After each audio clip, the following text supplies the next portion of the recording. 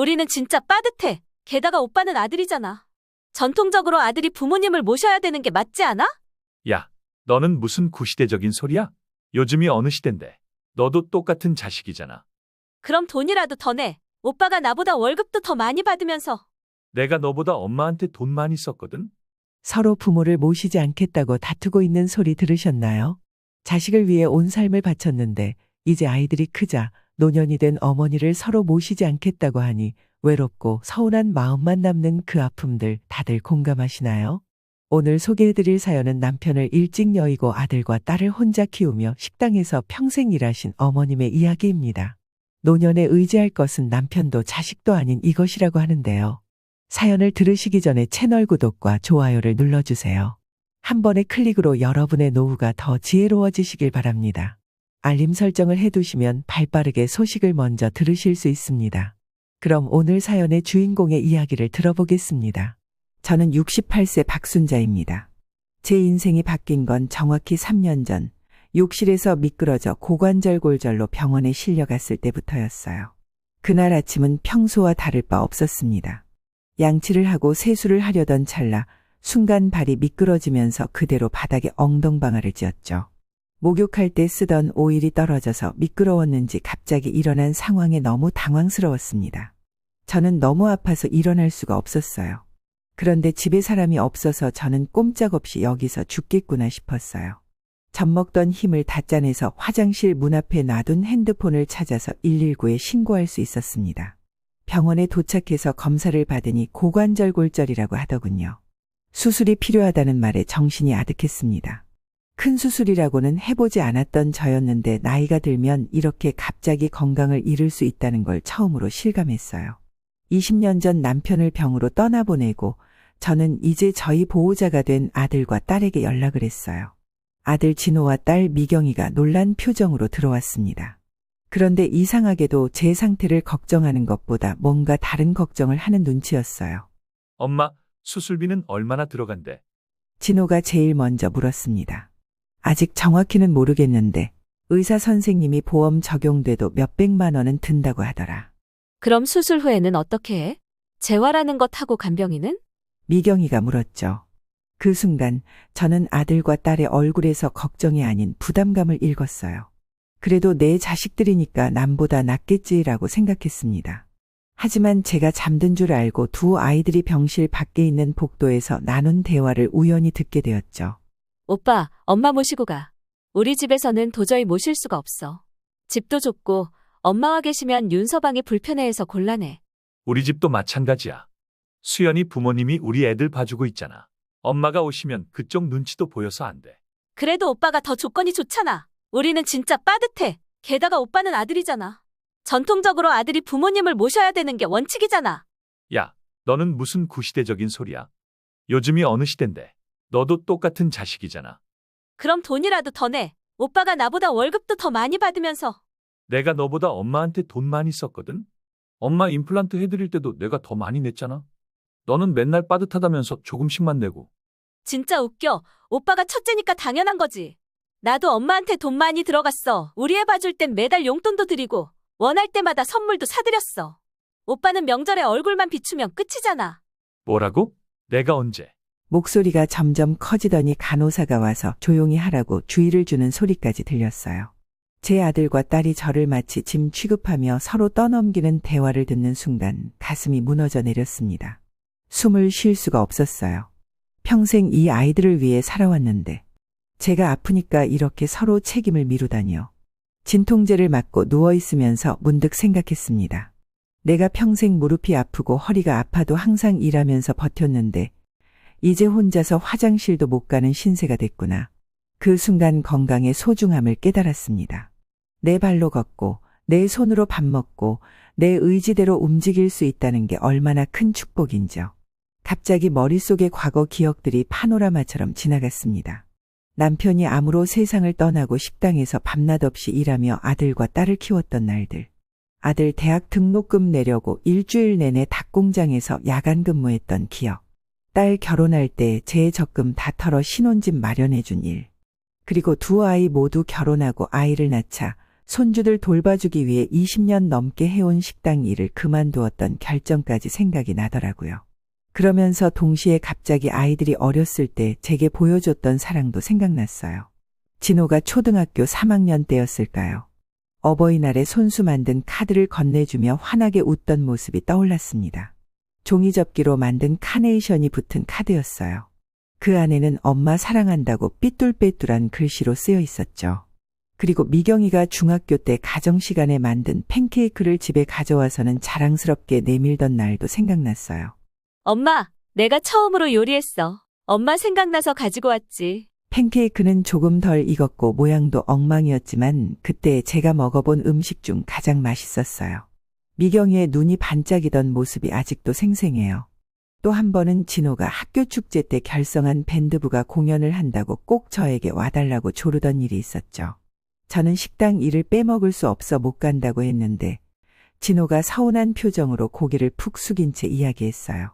엄마가 꼭 와줬으면 좋겠어. 나는 엄마가 응원해주면 잘할 수 있을 것 같은데. 그날 저는 식당에서 예약 손님이 있어서 도저히 빠질 수 없는 상황이었어요. 하지만 아들의 서운해하던 눈빛이 떠올라 2시간만 빠지게 해달라고 사정사정했죠. 어렵사리 허락을 받아 진호의 공연을 볼 수 있었죠. 제가 객석에 앉아있는 걸 발견한 진호의 얼굴에는 미소가 번졌죠. 그걸 보면서 엄마로서 제가 꼭 곁에 있어야겠다는 생각이 들었어요. 그리고 내 딸 미경이는 내가 아플 때 약을 사와서는 약을 주며 엄마가 아프면 나도 아프다고 눈물을 글썽인 적이 있었죠. 그 모든 달콤했던 기억들이 주마등처럼 스쳐 지나갔어요. 그때의 사랑스러운 아이들은 어디로 갔을까요? 어떻게 그런 아이들이 이렇게 차갑고 계산적인 어른이 되었을까요? 그 모든 희생이 이제와 생각해보니 헛된 것 같았습니다. 자식들은 제 희생을 당연하게 여겼고 이제 제가 필요 없어지자 서로 책임을 미루고 있었으니까요. 수술 날이 다가왔습니다. 아들과 딸은 수술 당일에만 병원에 와서 잠깐 얼굴을 비추더니 바쁘다며 곧자리를 떴어요. 미경이는 학교 업무가, 진호는 중요한 회의가 있다고 했죠. 수술 후 회복 과정은 생각보다 고통스러웠습니다. 몸도 아프고 마음은 더 아팠죠. 간병인을 쓰기로 했는데 비용 문제로 아들과 딸이 다시 다투는 걸 듣게 됐어요. 오빠, 간병인 비용은 반반 내기로 한 거 아니야? 왜 입금 안 해? 미안해. 이번 달에 내가 마이너스라 다음에는 내가 더 낼게. 항상 그렇게 말하면서 실제로는 안 하잖아. 이런 다툼이 계속되었고 그들은 결국 24시간 간병인이 아닌 8시간만 간병인을 쓰기로 하고 나머지는 제가 혼자 견디기로 했습니다. 돈 문제로 싸우는 자식들을 보니 가슴이 찢어지는 것 같았어요. 저는 두 자식들의 싸우는 소리에도 아무 말도 할 수 없었어요. 그나마 젊은 시절에는 아이들을 키우느라 모아놓은 돈이 없었고 나이가 들어서는 어린 손자 손녀를 봐주러 제 일을 포기하면서 자식들이 주는 용돈으로 살게 되었어요. 그러다 보니 아이들 눈치를 보게 되었고 전 아이들이 저를 정말 버리기라도 할까봐 두려웠죠. 자식들에게 의지하는 건 단순히 경제적인 상황만은 아니었어요. 내 자식만이 나를 진심으로 돌봐주며 의지가 될 것이라고 생각했어요. 그러면서 그 자녀들이 어른이 되면 언젠가 나와 진심으로 함께하는 기대를 품고 살았나 봅니다. 현실의 냉혹함을 마주하니 서글퍼졌어요. 걸을 수가 없으니 밤에 화장실을 가고 싶을 때마다 너무 힘들었어요. 간병인을 깨우기도 미안해서 참을 때도 많았고요. 어떤 날은 물 한 잔 마시고 싶어도 손이 닿지 않아 그냥 참기도 했습니다. 재활치료를 시작했습니다. 처음에는 침대에서 일어나는 것조차 힘들었어요. 그러나 하루하루 조금씩 나아지는 제 모습을 보며 희망을 가졌습니다. 내가 다시 걸을 수 있을까 하는 의문이 들었지만 포기하지 않고 열심히 재활에 임했어요.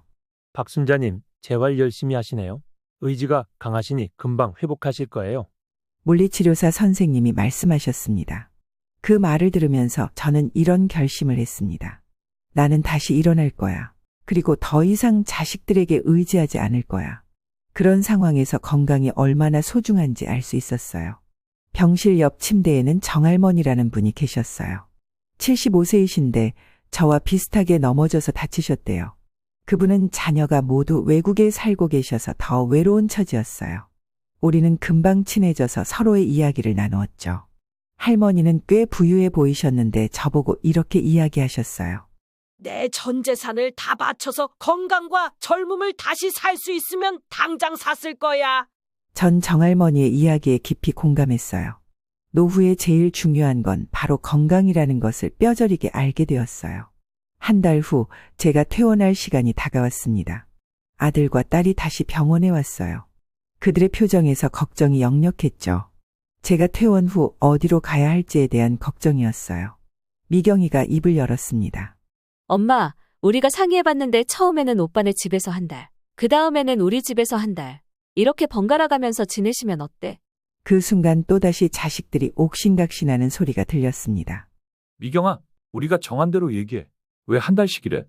2주씩이라고 했잖아. 오빠, 2주마다 엄마가 이삿짐 싸서 왔다 갔다 하는 게 말이 돼? 한 달은 있어야 엄마도 편하지. 그건 내 집이 좁아서 오래 계시면 불편하다고 내가 말한 거잖아. 너 이중적이다. 그래, 나 이중적이다. 오빠가 그렇게 마음이 넓으면 아예 엄마 모시고 살지 그래? 그들의 대화를 듣고 있으면서 천덕꾸러기 신세가 된 제 모습이 너무 슬펐어요. 이제는 달라져야 할 때야. 저는 이렇게 마음먹고 괜찮다며 이야기했어요. 엄마가 도움이 필요하면 그때 이야기할게. 아들과 딸은 의아한 표정을 지었지만 크게 반대하지는 않았어요. 오히려 부담이 덜어진 듯한 안도감이 그들의 얼굴에서 읽혔습니다. 아이들은 도움이 필요하면 연락하라는 말만 남기고 돌아갔어요. 저는 혼자 집으로 돌아왔어요. 그날 밤 텔레비전에서 제 고향 이야기가 방송에서 나왔어요. 저는 문득 이런 생각이 들었어요. 내가 혼자 왜 여기 있어야 하지? 내 고향으로 돌아가는 건 어떨까? 전 다음날 친구 영숙이에게 전화를 했어요. 영숙이도 고향에 내려와서 사는 제안을 했죠. 저는 갑자기 가슴이 뛰었습니다. 구차하게 아이들 눈치 보면서 보호를 갈망하고 있고 싶지 않았어요. 내 자신의 삶은 내가 알아서 하자라고 마음을 고쳐먹었어요. 저는 그 다음날 서울 아파트를 부동산에 내놓았어요. 서둘러 집을 팔았고 짐을 최소한으로 정리했죠. 자식들에게는 아무 말도 하지 않았어요. 평생 그들을 위해 살았는데 이번만큼은 제 마음대로 하고 싶었거든요. 아파트가 팔리고 이삿짐을 싸는 날까지 아들과 딸은 단 한 번도 제게 연락하지 않았어요. 건강은 어떠냐, 불편한 건 없냐, 그런 안부조차 묻지 않았죠. 그래서 더 확신이 들었어요. 내 결정이 옳았구나. 서울을 떠나는 기차 안에서 창밖을 바라보며 이상하게도 가슴이 벅차올랐어요. 마치 인생에서 처음으로 자유를 얻은 것 같은 느낌이었습니다. 고향에 도착해서 영숙이를 만났습니다. 그녀는 제가 상상했던 것보다 훨씬 활기차고 행복해 보였어요. 순자야, 어서 와. 내려온다고 했더니 애들은 뭐래? 아니, 아무도 몰라. 그냥 내 마음대로 하기로 했어. 어머, 대단하다. 잘했어. 우리 나이에 새로운 시작이라니. 멋지지 않니? 영숙이의 집에 며칠 머물며 집을 알아봤습니다. 서울에 비해 훨씬 저렴한 가격에 아담한 전원주택을 구할 수 있었어요. 정원도 있는 집이었죠. 서울 아파트 판돈의 절반도 안 되는 금액으로 집을 사니 상당한 자금이 남았습니다. 새 집에 이사한 후 마당을 보며 문득 생각했어요. 이 공간에 뭔가 할 수 있지 않을까? 건강을 위해서도 적당한 일거리가 필요해. 그때 영숙이가 흥미로운 소식을 가져왔습니다. 순자야, 이 지역에서 스마트팜 시범 사업을 한대. 우리 같은 노인들도 참여할 수 있다는데 기술 교육도 해준대.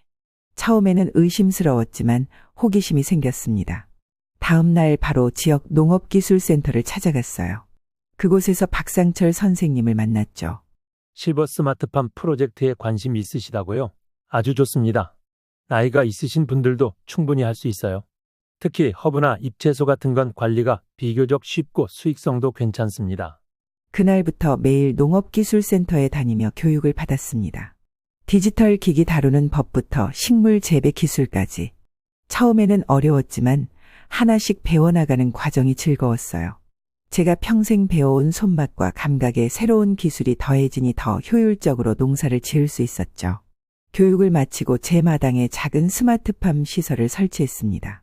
처음에는 바질, 로즈마리, 민트 같은 허브류부터 시작했어요. 첫 수확의 기쁨은 말로 표현할 수 없었습니다. 제가 키운 허브를 지역 시장에 내다 팔았을 때 꿈만 같았어요. 점점 재배 규모를 늘리고 품목도 다양화했어요. 수경 재배로 상추, 깻잎, 시금치 같은 잎채소도 시작했습니다. 지역 레스토랑에서 제 허브와 채소에 관심을 보이기 시작했고 고정 거래처도 생겼어요. 그러던 어느 날 한 지역 방송국에서 연락이 왔습니다. 은퇴 후 스마트팜으로 성공한 시니어 농부를 찾고 있는데 박순자님 이야기를 들었습니다. 인터뷰 가능하실까요? 처음에는 부끄러워서 거절하려 했지만 용기를 내어 수락했습니다. 그 방송이 나간 후 제 허브 농장에 대한 관심이 폭발적으로 늘어났어요. 사람들이 구경 오기 시작했고 SNS에도 제 농장 사진이 올라갔습니다. 허브 체험 교실을 시작했고 입소문이 나면서 매출도 크게 늘었습니다. 경제적으로도 꽤 여유가 생겼어요. 제 생각보다 사업이 훨씬 잘 풀렸던 겁니다. 그러던 어느 날 갑자기 진호에게서 전화가 왔습니다. 엄마, 어디 있어? 어디로 간다는 말도 없이 집을 팔면 어떻게 해? 왜? 걱정됐니? 제가 담담하게 물었어요. 당연하지. 갑자기 연락이 안 되니까. 그런데 엄마가 시골에서 무슨 농사를 짓고 있다면서? TV에도 나왔다던데? 엄마 진짜 텔레비전에 나온 게 맞아? 그 말을 듣자 웃음이 나왔어요. 아들은 제가 걱정돼서 전화한 게 아니라 제가 TV에 나온 걸 보고 호기심이 생겨 전화한 거였군요. 응, 허브 농장 하고 있어. 나 혼자서도 잘 살고 있으니 걱정 마. 허브 농장? 그 집 팔아서 사업을 하고 있다고? 거기 주소 불러봐. 당장 내가 갈게. 그때 문득 깨달았어요. 지금까지 아이들은 제게 한 번도 찾아오지 않았어요. 제가 TV에 나오고 사업이 잘 풀리니까 비로소 관심을 갖는 거였죠. 그래, 언제든 와도 좋아. 담담히 대답했어요. 다음 주말 진혼의 가족이 먼저 찾아왔습니다. 제 농장을 보고 모두 놀란 표정이었어요. 엄마, 이런 일을 혼자 하고 있었다고? 대단하다. 진호가 말했습니다. 처음 허브 농장이라고 했을 때는 작은 텃밭 정도인 줄 알았어요. 이렇게 큰 사업체일 줄은 정말 생각도 못했어요. 며느리 수연도 놀란 표정이었죠. 손주들도 농장 여기저기를 다니며 신기해했습니다.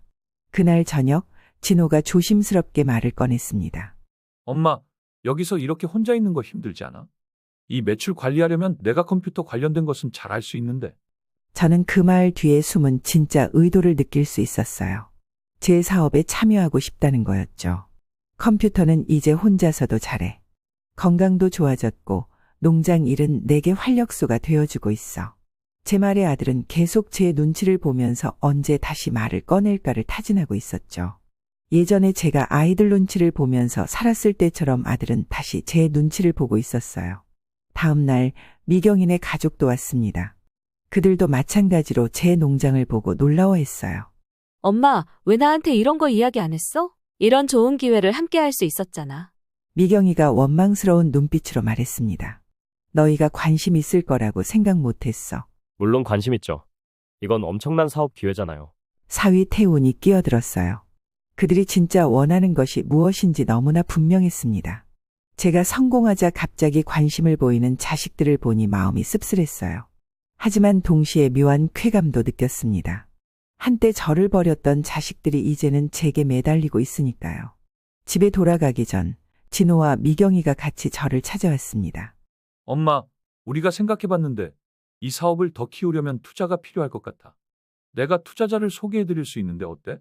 진호가 말했습니다. 맞아, 엄마. 체험 농장을 더 크게 확장하면 훨씬 더 많은 수익을 올릴 수 있을 거야. 미경이가 거들었죠.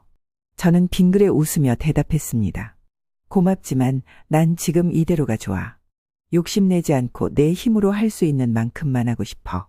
그들의 실망한 표정이 역력했지만 저는 흔들리지 않았어요. 자식들이 돌아간 후 혼자 정원에 앉아 생각했습니다. 어쩌면 이게 내 작은 복수일지도 모르겠네. 그들이 나를 필요로 하지 않을 때 나도 그들을 필요로 하지 않게 된 거야. 그 아이들이 이제는 자기 이익 때문에 부모를 버리고 찾고 하는 일은 만들지 않을 거야. 그로부터 몇 달이 지나 제 농장은 더욱 성장했습니다. 영업이익도 꾸준히 늘어났고 신문과 방송에도 몇 번 더 소개되었어요. 자식들은 끊임없이 이 사업에 대해 눈독 들이고 있었지만 거듭되는 나의 거절에 조금씩 연락은 줄어들기 시작했어요. 가끔 전화를 해서 안부를 묻곤 했지만 더 이상 사업에 대한 이야기는 꺼내지 않았습니다. 아마도 제가 정말 그들의 도움 없이도 잘 해나가고 있다는 걸 깨달았나 봐요. 매주 수요일에는 동네 주민센터에서 요가 수업을 들었어요. 처음에는 몸이 뻣뻣해서 자세를 취하기 힘들었지만 꾸준히 참석하니 몸이 점점 유연해지고 근력도 좋아졌어요. 고관절 수술 부위도 통증 없이 움직일 수 있게 되었죠. 재작년 같으면 감히 꿈도 못 꿨을 일인데 올해는 영숙이와 함께 제주도 여행도 다녀왔어요. 평생 처음 타본 비행기 창밖으로 보이는 구름과 바다가 얼마나 아름답던지 일생에서 가장 행복한 순간 중 하나였습니다. 센터 선생님 소개로 동네 합창단에도 가입했어요. 젊었을 때는 노래 부르는 것을 좋아했지만 생활에 쫓겨 취미를 즐길 시간이 없었죠. 이제 와서 다시 노래를 하니 새로운 즐거움을 느끼게 되었어요. 문화센터에서 수채화도 배우고 있어요. 전에는 이런 것들을 배울 시간이나 돈이 없었는데 이제는 제 인생을 풍요롭게 해주는 활동들을 찾아 즐기고 있답니다. 어느 날 밤 제 농장 정원의 벤치에 앉아 밤하늘을 바라보며 생각했습니다. 내 노년의 행복은 남편이나 자식들에게 의지하는 것이 아니었구나. 첫째는 건강, 둘째는 경제적인 독립, 그리고 셋째는 나 자신에게 집중하는 것. 이 세 가지만 있으면 누구에게도 의지하지 않고 당당하게 살아갈 수 있어. 지금 제 농장은 작지만 안정적인 수익을 내고 있고 매일 아침 일어나 농장을 돌보는 일은 제 건강을 유지하는 데 큰 도움이 됩니다. 그리고 무엇보다 저 자신에게 집중하면서 새로운 취미와 관심사를 발견하게 되었어요. 요가 클래스에도 다니고 동네 합창단에도 가입했어요. 영숙이와 함께 주말마다 인근 지역으로 소소한 여행도 다니죠. 한 달에 한 번은 꼭 나를 위한 시간을 가지려고 노력합니다. 좋은 식당에서 혼자 식사를 하거나 책을 읽으며 카페에서 시간을 보내기도 해요. 자식들과의 관계도 조금씩 변화하고 있습니다. 이제는 그들이 제게 의지하려 들지 않고 저도 그들에게 기대지 않으니 오히려 더 편안한 관계가 되어가고 있어요. 손주들도 가끔 방학 때 농장에 와서 시간을 보내며 점점 더 친해지고 있습니다. 진호의 아들 민준이가 지난 방학 때 2주를 저와 함께 보냈어요. 처음에는 어색해했지만 함께 허브를 수확하고 요리하면서 금세 친해졌죠. 마지막 날 민준이가 제게 말했어요. 할머니, 처음에는 시골이 심심할 줄 알았는데 정말 재미있었어요. 할머니가 이렇게 멋진 일을 하시는지 몰랐어요. 그 말이 얼마나 제 가슴을 따뜻하게 했는지 몰라요. 또 미경이의 딸 서연이는 제 수채화 취미에 관심을 보였어요. 함께 그림도 그리고 동네 주변 풍경을 스케치하러 다니기도 했죠. 손주들과 이렇게 자연스럽게 정을 쌓아가는 것이 정말 행복합니다. 며칠 전에는 진호가 전화를 했어요.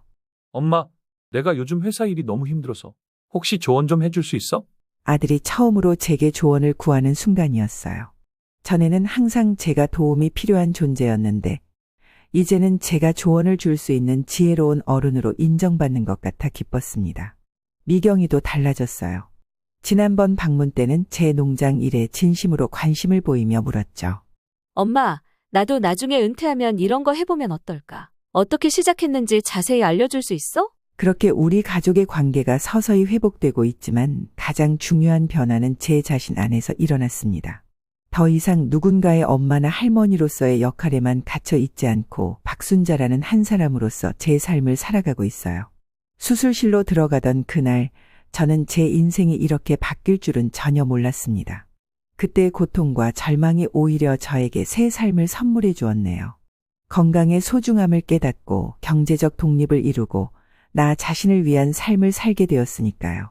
노년의 행복은 결국 자식들이나 타인에게서 오는 것이 아니라 내 안에서 피어나는 것이었습니다. 내 건강을 지키고 내 돈을 벌고 내 시간을 나를 위해 쓰는 것. 이것이 진정한 노후의 자유와 행복이 아닐까 싶어요. 제 이야기가 비슷한 상황에 처한 분들께 작은 위로와 용기가 되길 바랍니다. 여러분, 오늘 사연의 주인공인 박순자님처럼 우리의 노년은 누군가에게 의지하며 사는 시간이 아닙니다. 건강을 챙기고 경제적으로 독립하며 나 자신에게 집중하는 삶. 이 세 가지만 있다면 우리 모두 행복한 노년을 보낼 수 있을 거라는 것을 잊지 말기로 해요. 오늘 사연이 마음에 드셨다면 구독과 좋아요를 눌러주세요. 구독 한 번으로 더 풍요로운 노후 생활이 되시길 바랍니다. 또한 알림 설정을 해두시면 제일 먼저 소식을 받아보실 수 있습니다. 다음에 더욱 풍요로운 소식으로 찾아뵐게요. 감사합니다.